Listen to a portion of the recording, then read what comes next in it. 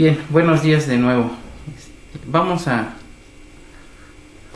comenzar con la sesión de hoy, como siempre haciendo una remembranza de lo que estuvimos analizando durante la última sesión. Vimos en términos generales lo que es la elaboración del escrito de demanda de amparo indirecto a través de un caso práctico, en este caso una demanda contra la aplicación de un reglamento, en este caso una norma de carácter heteroaplicativo, ya que para que se diera la violación a los derechos humanos consagrados tanto en la Constitución Federal como en los tratados internacionales, necesariamente debía presentarse el primer acto de aplicación. Esto se dio a través de un acto materialmente administrativo, una visita de verificación donde la autoridad administrativa omite ejercer el control de la convencionalidad, ya que esta norma de carácter general, que es un reglamento, no puede estar por encima de lo que establece la ley que le da origen y validez. En el caso concreto estamos hablando del reglamento de la Ley de Seguridad Privada para el entonces Distrito Federal, ahora Ciudad de México. Y en ese orden de ideas, si bien es cierto el jefe de gobierno tiene facultades reglamentarias, estamos hablando de un reglamento delegado, es decir, aquellos que no pueden estar por encima de la ley que le da origen. Y entonces en el caso particular, la Ley de Seguridad Privada establece que las empresas prestadoras de servicios de seguridad privada deben aplicar exámenes toxicológicos a su personal operativo en forma anual, mientras que el reglamento establece que dichos exámenes deberán aplicarse de forma semestral. Entonces ahí estamos en presencia de una antinomia. Sin embargo, como lo comentamos, un reglamento delegado no puede ir más allá de lo que establece la ley que le da origen, y entonces el jefe de gobierno al momento de expedir este reglamento va más allá de lo que en su momento el artículo 122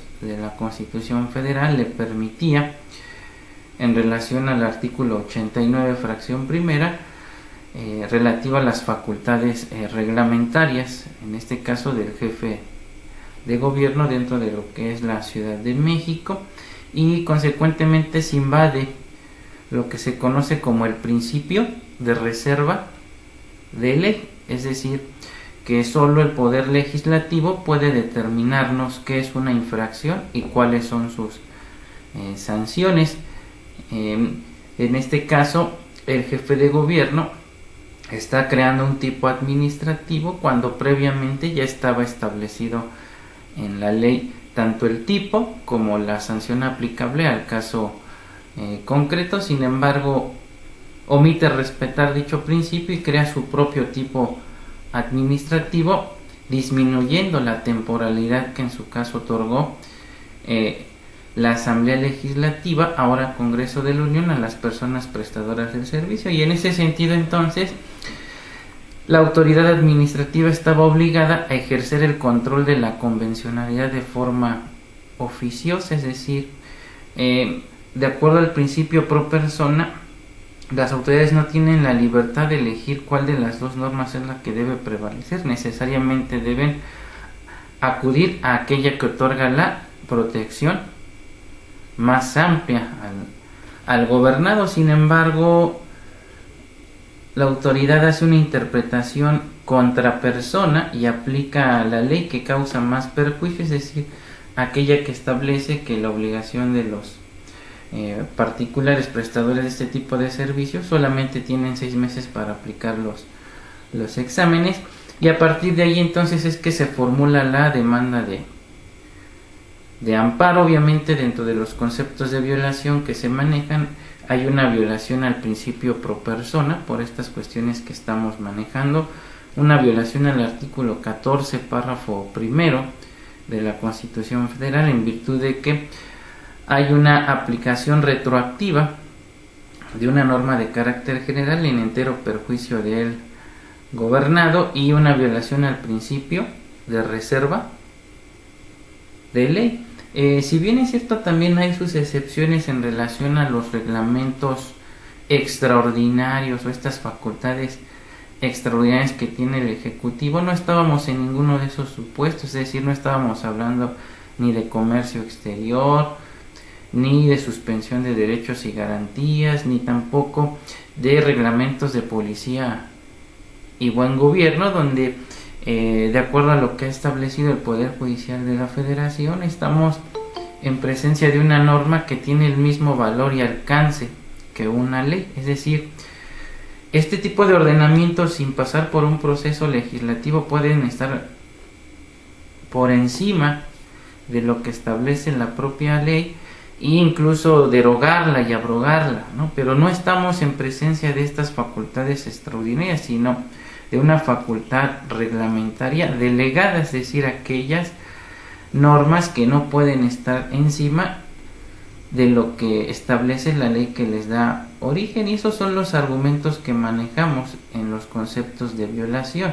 Ahora, dentro de los aspectos que debemos nosotros tener mucho cuidado al momento de elaborar nuestra demanda de amparo, es lo relativo a las autoridades responsables y los actos que vamos a reclamar de cada una de ellas. Y entonces, siempre les he recomendado que antes de empezar a formular la demanda de amparo, le demos lectura a la ley orgánica de la que emana, la que regule en este caso las atribuciones de la autoridad. Si estamos hablando de autoridades judiciales, pues obvio tengo que revisar la ley orgánica del Poder Judicial, por ejemplo, de la Ciudad de México. Si es una autoridad federal, pues la ley orgánica del Poder Judicial de la Federación. Si estamos hablando de autoridades administrativas, pues en primera instancia la ley orgánica de la administración pública, ya sea federal o local, sus reglamentos interiores y su organigrama, para saber cuál es la atribución de cada una de estas autoridades y ver si el acto reclamado se encuentra regulado dentro de sus atribuciones, y en caso de que no, pues ya desde ahí tenemos una buena argumentación en el sentido de que el acto carece de la debida fundamentación y motivación, dado que no es la autoridad competente para emitir el mismo. Obviamente también, si estamos hablando de autoridades judiciales, si es materia civil, pues el Código de Procedimientos Civiles; si es materia penal, el Código Nacional de Procedimientos Penales. Una vez que ya tenemos determinado entonces quiénes son las autoridades y si son sus atribuciones, entonces hay que determinar cuál es el acto que vamos a reclamar de cada uno de ellos, para no cometer estas imprecisiones de citar autoridades que no tienen relación alguna con el acto reclamado, porque estas autoridades es obvio que van a negar la existencia del mismo. Recordemos que la carga de la prueba en relación a la existencia y la inconstitucionalidad del acto reclamado le corresponde al gobernado. Entonces, en este sentido, lo primero que va a suceder es, si no acreditamos la existencia del acto, es que si estamos hablando de aquellos actos donde nos pueden conceder la suspensión provisional y en su caso definitiva, pues es que nos nieguen tanto la provisional como en su caso la suspensión definitiva, y consecuentemente dentro del juicio principal va a sobrevenir una causa de sobreseimiento, ¿sí? Ya que tanto la ley de amparo como los criterios jurisprudenciales son uniformes en el sentido de que a quien le corresponde acreditar tanto la existencia como la inconstitucionalidad del acto es precisamente al quejoso, y entonces desde la presentación de la demanda tiene la obligación de allegar al órgano jurisdiccional de elementos de convicción para acreditar la existencia y en su caso la inconstitucionalidad del acto reclamado. Ahora debemos también tener mucho cuidado en lo relativo a la forma en cómo formulamos los antecedentes generales del acto reclamado. Deben llevar un orden cronológico y no debemos ahondar en cosas que no tienen relación con la inconstitucionalidad del acto reclamado. La litis central es si el acto es inconstitucional o no. Entonces nos debemos limitar a hablar cómo es que surgió el acto reclamado. En este caso particular, como lo comentamos, todo comienza a partir de una visita de verificación administrativa. Entonces tenemos que comenzar por hacer referencia a ello, que en fecha tal, derivado de la orden de visita número tal, mediante oficio número tal, el verificador fulano fue facultado para realizar en una visita de verificación administrativa en tal domicilio, y entonces a partir de ahí empezamos a narrar lo que son los antecedentes del acto reclamado, y tratando desde ahí ilustrar a la autoridad del por qué se dio la violación a mis derechos humanos. Es muy común ver demandas de amparo donde sus antecedentes se limitan a un párrafo, exageradamente dos. Entonces, con ese tipo de demandas, ¿cómo vamos a ilustrar al órgano jurisdiccional? Primero, cómo se dio el hecho, y dos, cómo se dan las presuntas violaciones. Entonces, yo les mencionaba la sesión anterior, los aspectos torales o primordiales son, en primer lugar, los antecedentes del acto reclamado y posteriormente mis conceptos de violación. Es la parte más importante o medular de nuestra demanda, sin demeritar otras, como ya lo vimos, el nombre de la autoridad responsable y el acto que reclamo de cada una de las autoridades en su carácter de ordenadora o ejecutora, y por supuesto nuestro apartado de pruebas, que parece que la mayoría de los abogados postulantes la demeritan. Es muy común que presenten la demanda de amparo y no lleva un apartado de pruebas. Entonces, si no se acredita la existencia del acto reclamado, pues ya saben ustedes que las consecuencias pueden ser fatales. En relación a los conceptos de violación, mencionábamos, estos deben cumplir con tres elementos, lo que es la premisa mayor, la premisa menor y la conclusión. La premisa mayor consiste en citar el precepto constitucional y el derecho humano que se estima la autoridad responsable nos ha violentado. Pero debo ser muy preciso, no debo limitarme a decir, es que me violenta el artículo 14, el 16, el 19 y el 20 constitucional. Vuelvo a insistir, el juez de amparo no es adivino. Tan solo el artículo 14 constitucional consagra 4 derechos y a su vez diversas subgarantías. Si hablamos del 16, tiene una inmensidad de derechos humanos ahí consagrados, tanto en materia penal, en materia administrativa. Entonces debo ser muy preciso. Se violenta el artículo 14, párrafo primero, el cual consagra el principio de irretroactividad de la ley en perjuicio de persona alguna. El artículo 16, párrafo primero, relativo al principio de legalidad, del cual se desprende que todo acto de autoridad debe estar debidamente fundado y motivado. Y bueno, eso es en relación a la premisa menor. Luego viene la premisa menor, es decir, tengo que hacer alusión al acto reclamado por parte de la autoridad responsable, y debo ser muy preciso. La resolución administrativa de fecha tal, dentro del procedimiento administrativo de número tal, donde se le impuso por simple analogía una sanción consistente en un arresto o una multa por el equivalente a tantos días a mi representado, ¿sí? O la sentencia de fecha tal, dentro del juicio número tal, sustanciado ante el juez tercero de lo familiar de la Ciudad de México, donde condena a fulanito de tal a las siguientes prestaciones, ¿sí? Y mi conclusión, ¿por qué el acto de autoridad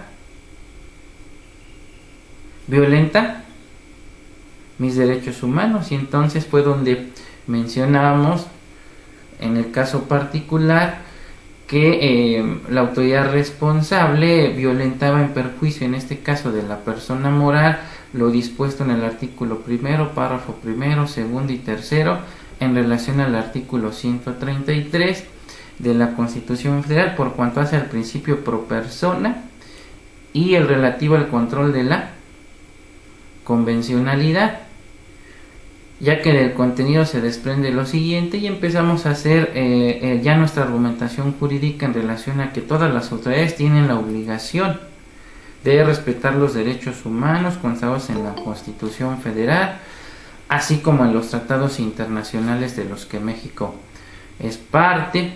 Mencionábamos también lo relativo a que la interpretación de las normas protectoras de los derechos humanos deben hacerse en todo momento favoreciendo a las personas la protección más amplia.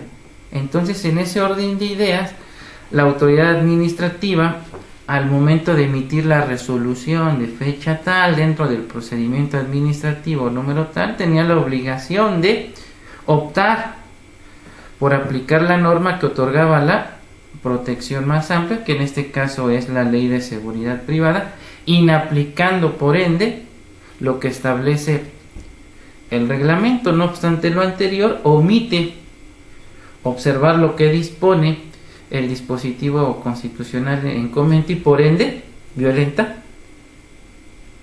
nuestros derechos humanos. Ahorita lo hice de forma muy breve y sucinta, porque si se dan cuenta en la demanda sí ahondo más, pero con que tenga estos elementos es más que suficiente. Entonces señalé el precepto constitucional que violentó, señalé el derecho humano, ¿verdad?, que estamos argumentando se violentó, señalamos el acto de autoridad en concreto, la resolución de fecha tal dentro del procedimiento administrativo y finalmente llegamos a una conclusión del por qué se violentó dicho derecho. Entonces, cumpliendo con estos tres requisitos su concepto de violación, y obviamente si lo soportas con las documentales respectivas donde acreditas la inconstitucionalidad del acto reclamado, aun y cuando no desahogues las vistas que te dé el órgano jurisdiccional, una vez que se rindan los informes justificados, no va a suceder nada. O sea, tienes asegurada el amparo y protección de la justicia federal. Pero si desde un principio no están bien argumentados mis antecedentes del acto reclamado, no señalé los preceptos constitucionales ni los derechos humanos que me violentaron, nuestros conceptos de violación son deficientes o prácticamente son nulos, salvo que se trate de aquellas materias que ya comentamos donde opere la suplencia de la queja, pudiera suceder que sí nos otorguen el amparo y protección, y en ocasiones hasta por cuestiones que ni siquiera nosotros planteamos en la demanda, ¿sí? Pero estamos hablando de aquellas materias donde nos suplen la deficiencia. Por ahí hace no mucho me pidieron asesoría para una situación de interponer un recurso de inconformidad contra una sentencia en materia civil. Y empiezo a analizar la demanda y los argumentos, perdón, la sentencia que emite el juzgado de distrito y los argumentos que emite este órgano, supliendo la deficiencia de la queja, porque la demanda era completamente deficiente y dentro de la argumentación que da el órgano jurisdiccional dice que son ociosos, no son coherentes, y entonces ante la ausencia de conceptos de violación y efecto de no dejar en estado de indefensión al quejoso, se suple la deficiencia. Y en este caso, la sentencia le beneficiaba a la persona que me estaba pidiendo la asesoría. Obviamente yo le dije, mire, si yo fuera deshonesto, le digo, mire, interponemos el recurso de inconformidad. Finalmente yo considero que lo que hizo tanto el juzgado de distrito como lo que está haciendo la autoridad responsable al momento de darle cumplimiento a la sentencia está ajustado a derecho. Es más, el juzgado de distrito le suplió la deficiencia y le tuve que señalar precisamente la parte de la sentencia donde se le suplía la deficiencia, y le digo, si yo fuera de estos abogados deshonestos, pues le cobro por interponer el recurso de inconformidad, pero finalmente aquí le benefició lo que en su momento argumentó el órgano jurisdiccional en materia de amparo, y también lo que resuelve la autoridad responsable al momento de darle cumplimiento. Ahí lo que se determinó o lo que resolvió finalmente en el cumplimiento de la ejecutoria la autoridad responsable es declarar la nulidad absoluta de un contrato, ¿sí?, por una cláusula contraria a derecho. Todos sabemos que existe un principio general de derecho que dice que todo acto que va en contra de las leyes es nulo de pleno derecho. Y entonces estamos hablando de un contrato de compraventa de un bien inmueble donde se establece una cláusula donde el vendedor adquiere la obligación de pagar el impuesto sobre la renta cuando esto le corresponde, como bien lo sabemos, al comprador. Entonces esta cláusula es contraria a derecho y es constitutiva incluso de un delito, se llama defraudación fiscal. Se percata el juez de amparo de esta situación y dice, no puedo yo tener por válido este contrato en virtud de esta cláusula. Entonces le ordena a la autoridad responsable emita una nueva sentencia con libertad de jurisdicción y resuelva conforme a derecho. La autoridad responsable, en cumplimiento de la ejecutoria, declara nula, porque esa cláusula era la más importante, era, vamos a decir, la base, y entonces declara nulo todo el contrato. Y finalmente dice, dejo a salvo los derechos para que ejerzan la acción que estimen pertinente. Y aquí, bueno, la que ahora ya es mi cliente, porque ya es frecuente que me llame para solicitarme asesoría o algún servicio. Pensaba que de alguna manera le estaban permitiendo que volviera a iniciar un juicio en su... Le digo, sí puede iniciar un juicio en su contra, le digo, pero va a ser muy difícil que prospere porque ya se declaró la inexistencia, la nulidad de ese contrato. ¿Qué quiere decir? Que las cosas quedan como se encontraban antes de su celebración. Le digo, entonces ya sabe, ya había consultado a otros abogados y le habían lavado el cerebro y que le cobraron 80,000 pesos por interponer el recurso de inconformidad, etcétera, etcétera. Entonces ya le hablé yo con la verdad y la verdad procuro cuidar a ese cliente porque cualquier asesoría que me pide la paga y paga bien la señora. Estos son clientes que debes de alguna manera cuidar. Entonces hay que formular bien nuestros conceptos de violación. Bueno, en este caso, ¿por qué hablamos de este asunto? Porque ahí se suplió la deficiencia de la queja. O sea, la demanda carecía, o sí tenía conceptos de violación, pero había una vaguedad, de hecho empecé a leerla y de verdad me dio hasta sueño porque no se entendía lo que pretendía decir el abogado en la demanda. Si yo les enseño la demanda, o sea, parece que la elaboró, yo creo que hasta un pasante en derecho haría una demanda más decorosa. Y ahí se van a dar cuenta del desconocimiento abismal en materia de amparo. Pero bueno, entonces, materia civil, materia administrativa, acuérdense, debemos cuidar mucho esta cuestión de cómo formular los conceptos de violación, ¿sí? En este caso, considero que fue correcto el actuar del juez de amparo al suplir la deficiencia y sobre todo porque había una cláusula contraria a derecho declara la nulidad específicamente de esa cláusula, pero al momento de emitir la sentencia, la autoridad responsable dice, pues esta es la cláusula base, o sea, si yo declaro nula esta cláusula, el contrato se queda sin materia, porque ahí en esa cláusula se establecieron varias obligaciones, ¿sí?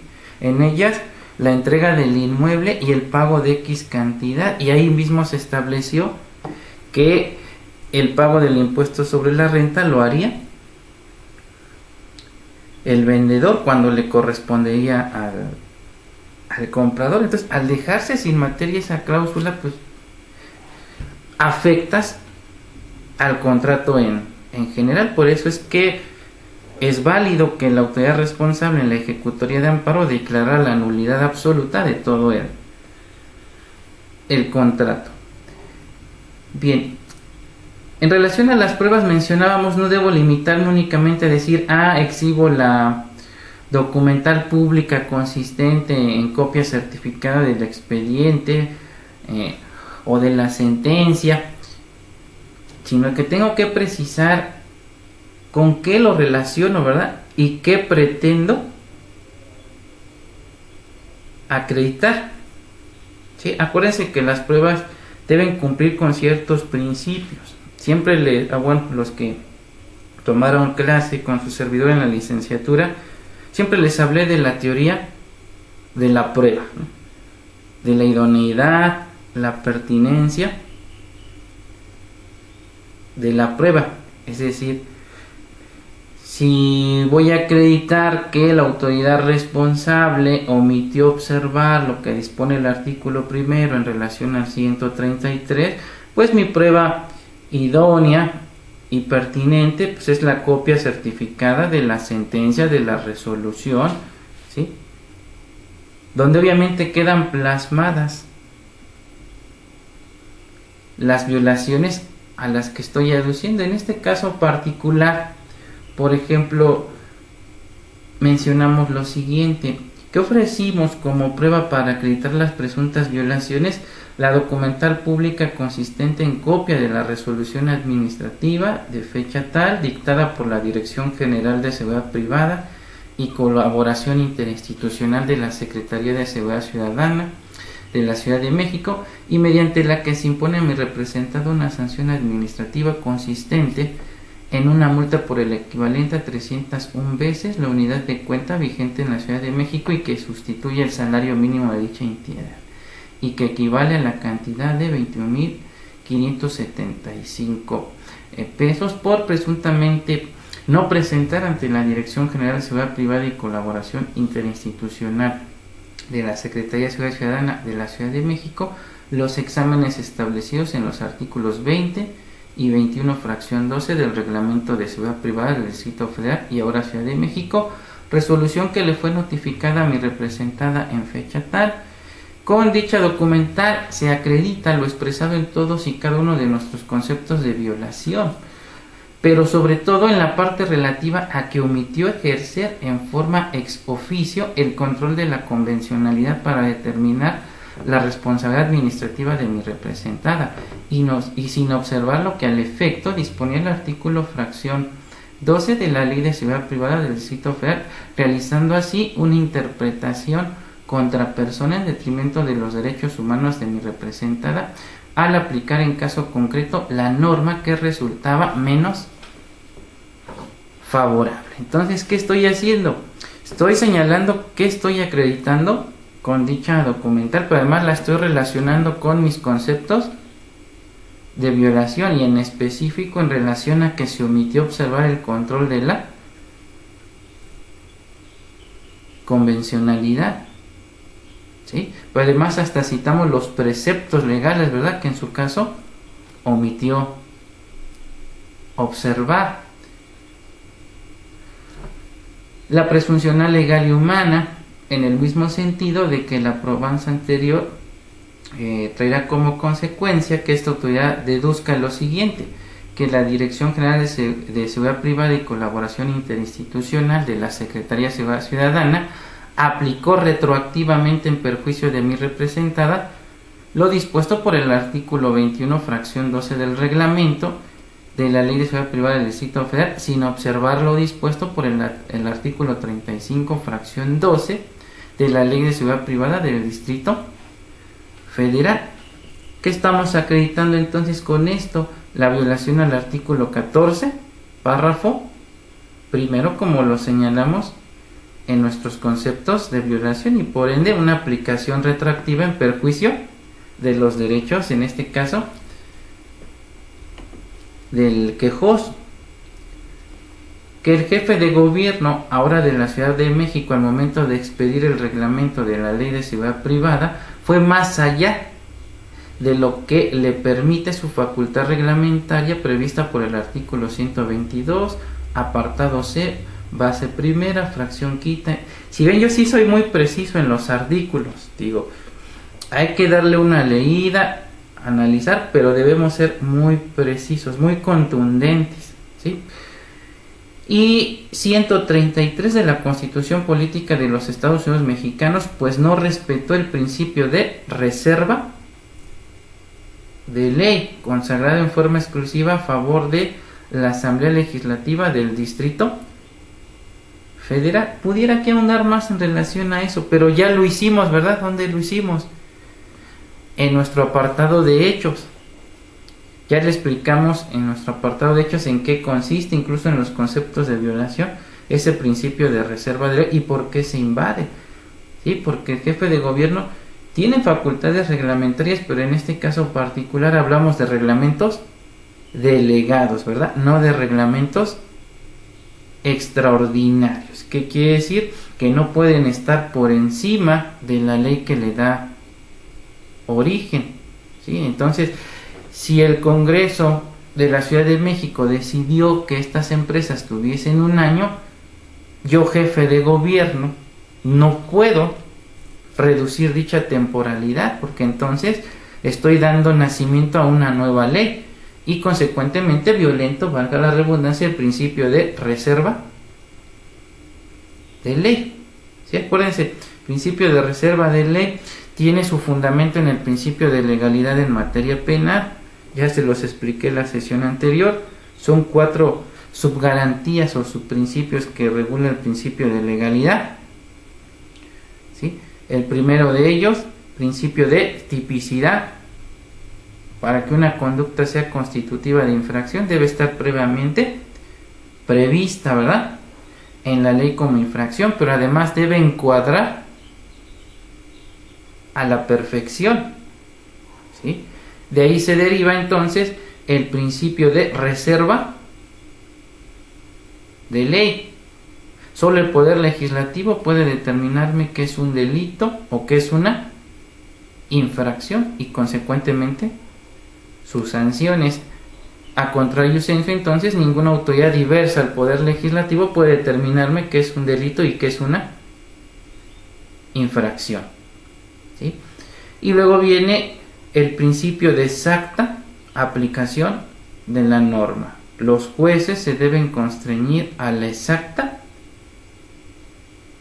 aplicación de la ley, pero además decíamos, el legislador debe establecer tipos penales o administrativos claros, precisos y entendibles para cualquier persona sin necesidad de ser eruditos en la materia, porque en caso contrario obligan, ¿verdad?, a interpretar la ley, y entonces es cuando se puede rebasar esa interpretación y caer en el ámbito de la creación legal, y entonces ahí ya estamos invadiendo el principio de reserva de ley. Pero además, en el caso particular no había necesidad de interpretar, o sea, el ejecutivo fue más allá, o sea, fue una decisión arbitraria, dijo, yo lo reduzco de un año a tan solo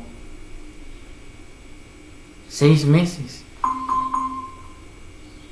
Pues con todo respeto, usted será el jefe de gobierno, pero no puede ir más allá de lo que establece el principio de reserva de ley. Entonces, al ser contrario a lo que establece el 122, su acto carece de la debida fundamentación y motivación. Y finalmente, ¿qué le referimos en nuestro apartado de pruebas al órgano jurisdiccional? Lo siguiente: en virtud de lo anterior, la Dirección General de Seguridad Ciudadana y Colaboración Interinstitucional de la Secretaría de Seguridad Ciudadana de la Ciudad de México, al sancionar a mi representada con fundamento en lo dispuesto en el artículo 58, fracción segunda del Reglamento de Seguridad Privada del Distrito Federal, al no cumplir con las obligaciones que le imponen los artículos 20 y 21, fracción segunda del mismo ordenamiento, sin haber observado lo dispuesto por el artículo 35, fracción 12 de la Ley de Seguridad Privada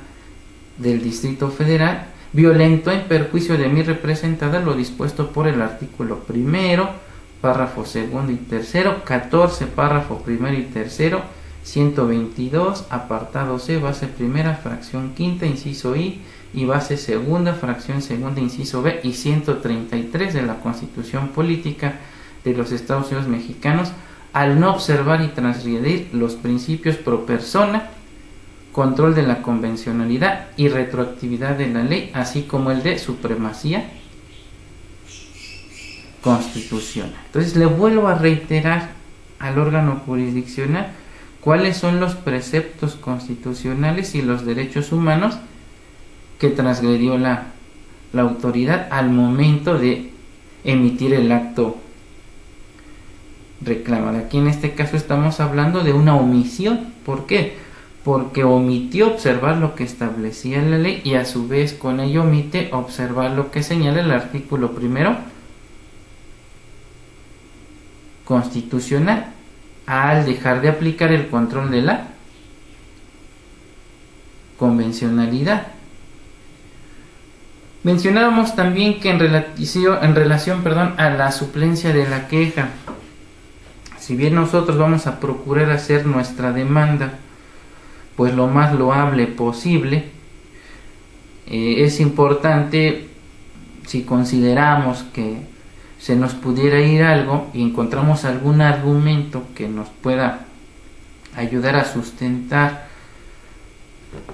la suplencia de la queja, aun y cuando se trate de amparo en materia administrativa y civil, y aquí citamos una jurisprudencia relativa a dicha figura, porque se trata de una norma de carácter general, y entonces ahí no importa la materia, no importa si es materia civil, mercantil, fiscal, nos tienen que suplir la deficiencia de la queja, porque estamos hablando de la inconstitucionalidad de una norma de carácter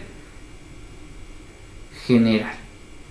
Y finalmente hablamos del apartado de suspensión del acto reclamado, donde debo tener bien preciso qué tipo de suspensión es la que procede. Obviamente, si es una suspensión de oficio y de plano, ni siquiera se la tengo que pedir. El órgano jurisdiccional de mutuo propio no la tiene que conceder, y acuérdense, esta se acuerda en el cuaderno principal, es decir, no se apertura un incidente, por lo tanto no va a haber audiencia incidental. Cosa muy diferente si se trata de una suspensión de oficio, pero mediante apertura de cuadernillo, donde sí no la va a conceder de mutuo propio, pero va a ordenar la apertura del cuadernillo, y obviamente va a requerir informe previo y va a señalar fecha para la audiencia incidental, ¿sí? Donde yo debía haber ofertado mis pruebas, sobre todo la prueba documental, para acreditar la existencia del acto reclamado, ya que en caso contrario me puede negar tanto la suspensión provisional como la suspensión definitiva. Y también debo analizar si la conducta que estoy reclamando es de hacer o de no hacer. Recordemos que no todos los actos son suspensibles. Entonces, normalmente los actos que son susceptibles de suspenderse son las conductas de hacer. Las simples omisiones, hasta ahora el criterio de la Corte y de los tribunales federales es de que no es susceptible de suspenderse una simple omisión. Sin embargo, hay omisiones que llevan implícita una acción, ¿sí? Por ejemplo, Ivonne promueve un amparo contra la omisión del Ministerio Público en la investigación inicial de admitirle un dato de prueba.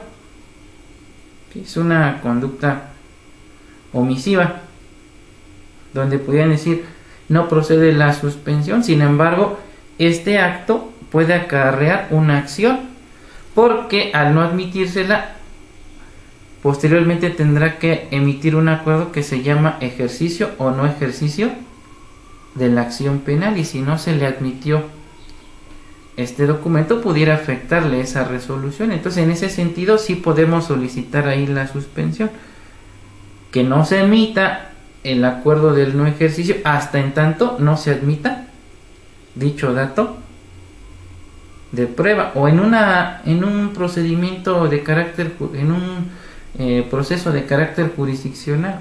Ofrecemos un medio de prueba y el órgano jurisdiccional no lo quiere admitir. Promovemos los recursos ordinarios que consideramos pertinentes, amparo indirecto, y la autoridad no podrá resolver. Vamos a pedir la suspensión del acto en el sentido de que no resuelva hasta en tanto no admita dicho medio de prueba. Bueno, esos son los aspectos pues más importantes. Desde luego analizamos otros aspectos más. Esto solamente fue para recordar un poco lo que estuvimos analizando durante la sesión anterior. Vimos también los diferentes autos que pueden recaer a la demanda de amparo indirecto. Hablábamos en términos generales de tres tipos de autos, el auto admisorio, el auto de prevención y el auto de desechamiento. Decíamos que el auto admisorio es el que va a emitir el juzgado de distrito cuando nuestra demanda cumple con todos y cada uno de los requisitos que señala el artículo 108 de la ley de amparo, por lo que pues se debe acordar sobre la admisión de la demanda.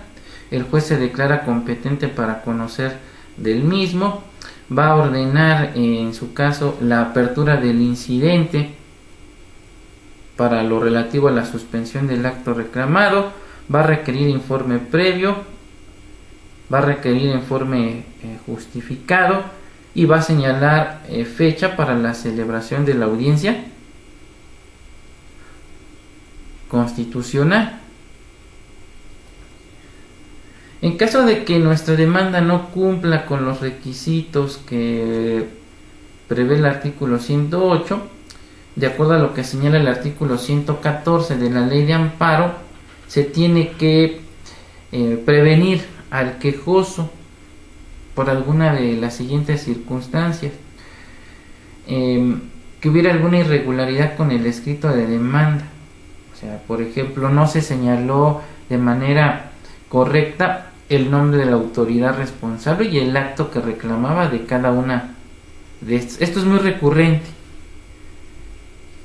que prevengan al quejoso porque no señaló de forma precisa en qué consiste el acto reclamado o qué le reclama a cada una de las autoridades que mencionó. O sea, por eso insisto en la cuestión de que antes de elaborar la demanda analicemos las leyes orgánicas, los reglamentos interiores, para no señalar autoridades que no tienen relación alguna.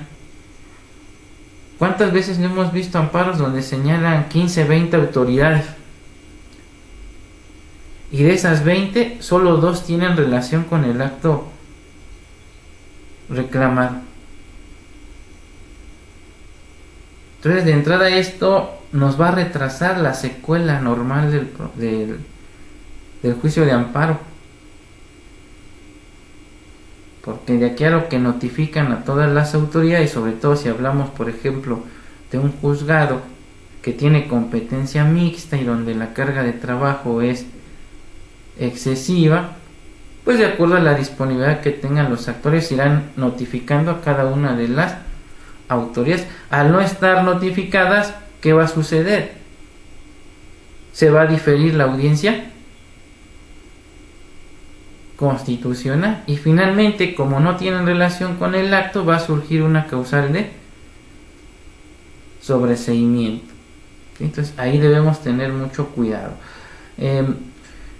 Lo relativo a las copias, ¿sí? Si estamos señalando 5 autoridades, entonces debo exhibir mis 5 juegos para que se le corra traslado a cada una de las autoridades. ¿Sabes? Pero no se les olvide también el tercero interesado, si es que lo hay. Entonces ya hablamos de 6. ¿Y quién más? El Ministerio Público de la Federación. Entonces ya serían 7. Y si estoy pidiendo la suspensión del acto reclamado y esa petición de parte o esta donde se tiene que aperturar el cuadernillo, entonces también debo exhibir mi duplicado para la apertura del cuadernillo incidental.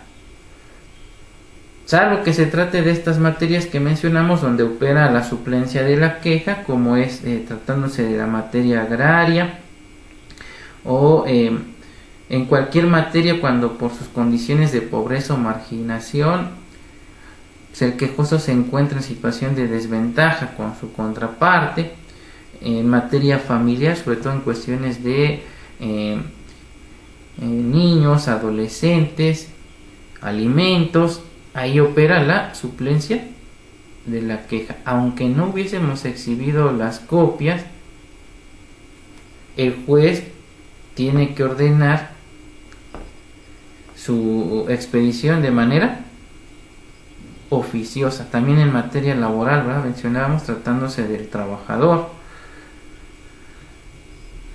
Ahora, la consecuencia de no dar cumplimiento a la prevención que haga el órgano jurisdiccional, por ejemplo, si nos requirió las copias que no anexamos para correr traslado a una de las partes y no lo hacemos en tiempo y forma, la consecuencia es que la demanda se tenga por no presentada. Otra cosa importante que mencionamos, si me están requiriendo 2 copias para correrle traslado a 2 partes porque no anexé las suficientes, no solamente me tengo que limitar a exhibir esas 2 copias, sino también tengo que exhibir copias de el desahogo de la prevención, pero no solo para esas 2 partes, sino para todos. Acuérdense que ahí en estos casos ha establecido el Poder Judicial que se entiende que ambos escritos forman uno solo. Entonces en este caso particular tengo que exhibir las 2 de la demanda principal más 7, ¿verdad? Para que se le corra traslado con el desahogo de la prevención a todas, ¿verdad? Y cada una de las partes. Pero ya no hablo de la demanda inicial, ya hablamos del escrito con el cual desahogué la prevención. Sí, Verdín. Hola, ¿se escucha? Sí. Qué amable, gracias, No. doctor. Bien, acaba de puntualizar que en ciertos casos, como son grupos vulnerables o los que están especificados en la ley, opera la suplencia de la queja.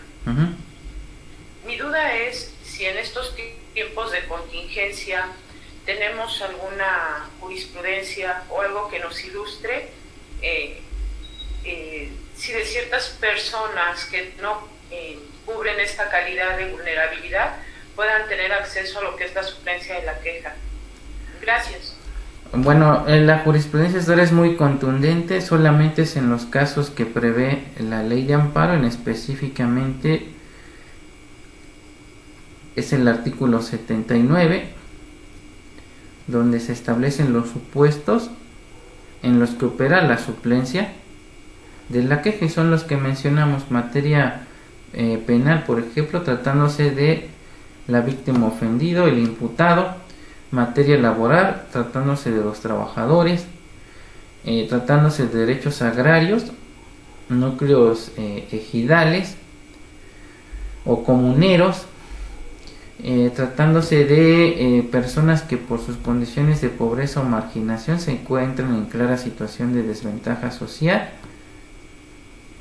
materia familiar, donde se ven afectados los intereses de menores o incapaces. Son los casos en los que opera la suplencia de la queja, ¿sí? En el caso particular, materia administrativa, es muy difícil, y sobre todo en las materias que su servidor litiga, que normalmente es responsabilidad de servidores públicos. Ahí es contundente la jurisprudencia, no opera para nada la suplencia de la queja. ¿Por qué? Porque estamos hablando de un derecho de excepción, ¿verdad?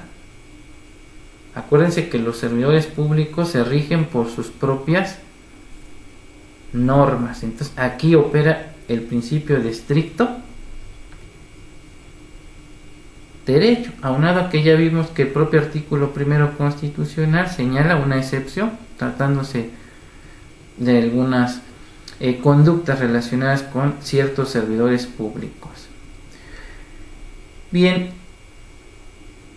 y finalmente vimos lo que es el auto de desechamiento. ¿Cuándo me van a desechar mi demanda? Pues cuando surge una notoria causa de improcedencia. Por ejemplo, tenía los 15 días para promover la demanda y la interpongo al día 17. Entonces ya feneció o precluyó mi derecho para hacerlo. Entonces es obvio que me van a desechar la demanda por ser notoriamente improcedente. Cuando no la firmo, es muy común que los abogados tengan bien preparada la demanda y por la premura, porque además lo dejan hasta el último momento. Yo siempre he ido en contra de esa práctica de que se esperan hasta el último día para presentar los escritos, y entonces ante la premura se les olvida la firma del quejoso.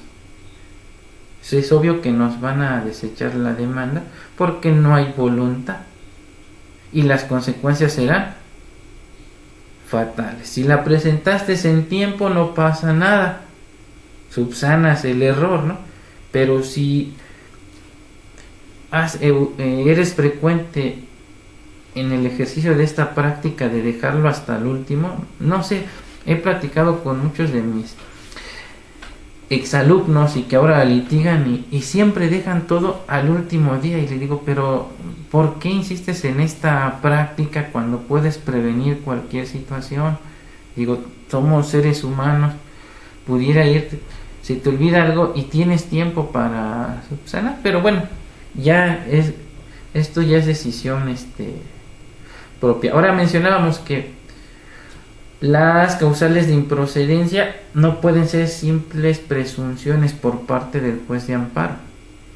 Deben estar debidamente fundadas y motivadas.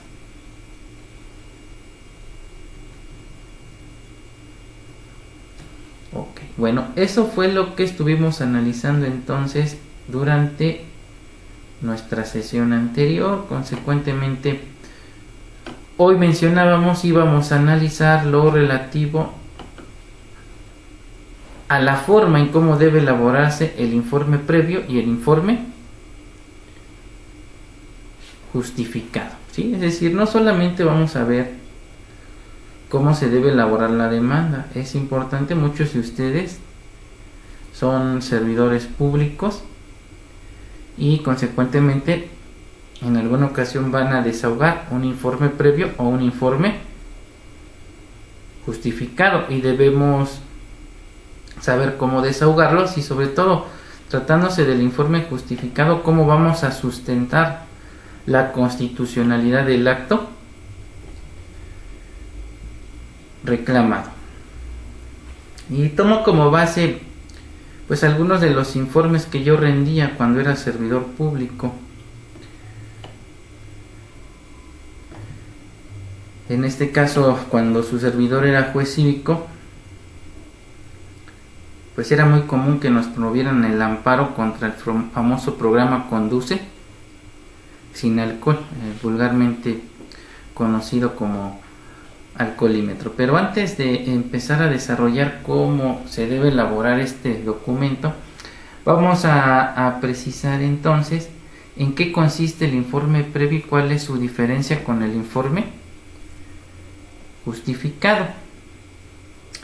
Mencionábamos entonces que en el mismo auto en el que se otorga la suspensión provisional, obviamente dentro del cuadernillo incidental, se debe fijar fecha y hora para la celebración de la audiencia incidental.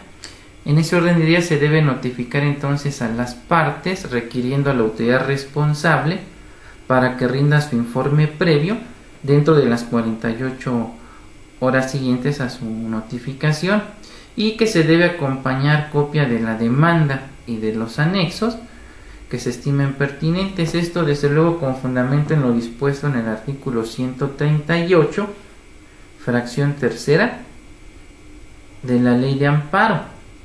¿Sí? Ahora, ¿en qué consiste el informe previo?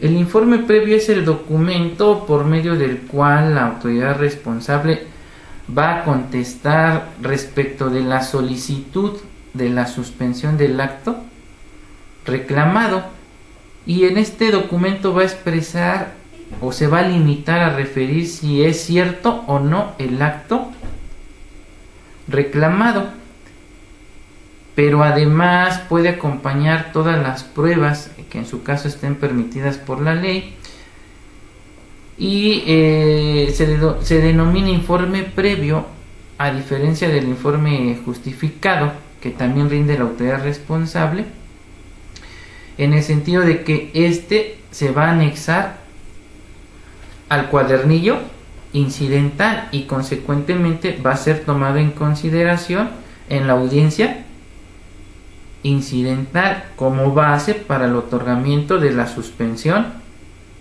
o la negociación, ¿verdad? También de la suspensión definitiva. Y el informe justificado se tendrá que anexar al cuadernillo principal o al cuaderno principal, y este será tomado en consideración en la audiencia constitucional. ¿Sí? Ahora, si la autoridad responsable niega la existencia del acto reclamado, corresponde al quejoso demostrar lo contrario. Ahora, si la autoridad responsable confiesa la existencia del acto, obviamente nos van a conceder la suspensión, pero esto no quiere decir que nos vayan a otorgar el amparo y protección de la justicia federal, porque recordemos que la carga de la prueba en relación a la inconstitucionalidad del acto reclamado no lo tiene la autoridad responsable, sino el quejoso. ¿Sí? ¿Esto qué implica? Que si no se desvirtúa el informe previo rendido por la autoridad responsable, mediante el cual se niega la existencia del acto reclamado, pues no existe materia sobre la cual decretar la medida cautelar solicitada, por lo que lógicamente el juzgado tribunal de amparo debe negarla. ¿Sí? Y al respecto, la Suprema Corte de Justicia de la Nación ha establecido precisamente eso, que si el agraviado no desvirtúa el informe previo en que las autoridades responsables hayan negado la existencia del acto, debe negarse la suspensión al carecer de materia. Y al efecto resultan aplicables los siguientes criterios. Tengo aquí la tesis con número de registro digital 24.082.008, es de la séptima época y lleva por rubro el siguiente. Están dentro de su material para que las puedan checar ya después con tranquilidad. Dice lo siguiente: suspensión provisional.